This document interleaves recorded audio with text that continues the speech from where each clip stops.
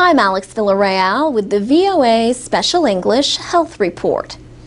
Doctors currently identify autism disorders by observing behavior.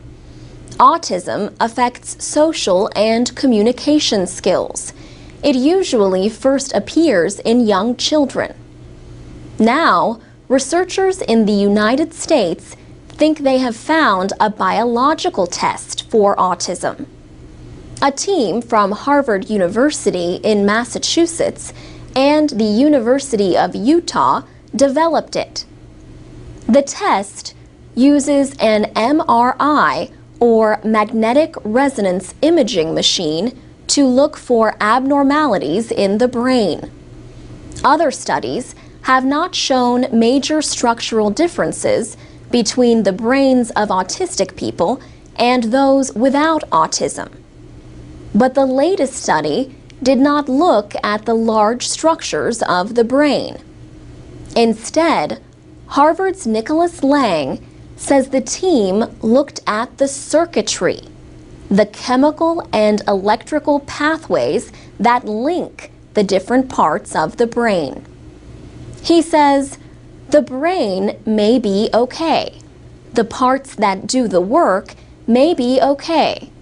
But the wiring, the cables between the points in the brain, one to another, may be disrupted in some way.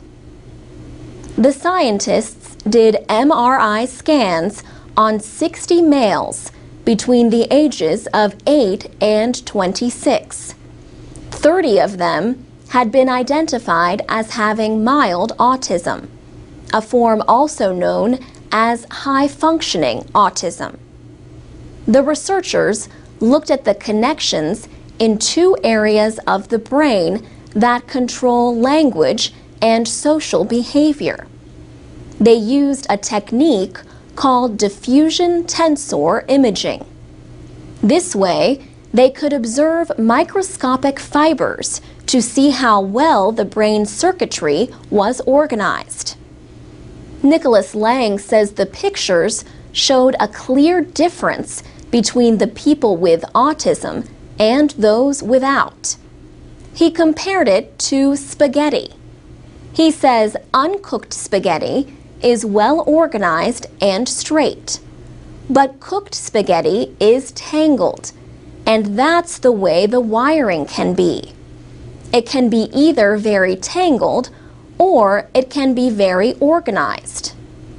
The researchers say the tests were able to predict with 94% accuracy which of the people had been found to have autism. The researchers repeated their study with new participants and got equally strong results. But Dr. Lang says the test is not ready yet for general use. The study was small and only involved males. It also used older children and adults. Dr. Lang says that in time, the test might be able to identify autism in children under 3. 3 is currently the youngest age at which most doctors will diagnose an autism disorder. But most parents begin to suspect a problem by the age of 2. For VOA Special English, I'm Alex Villarreal.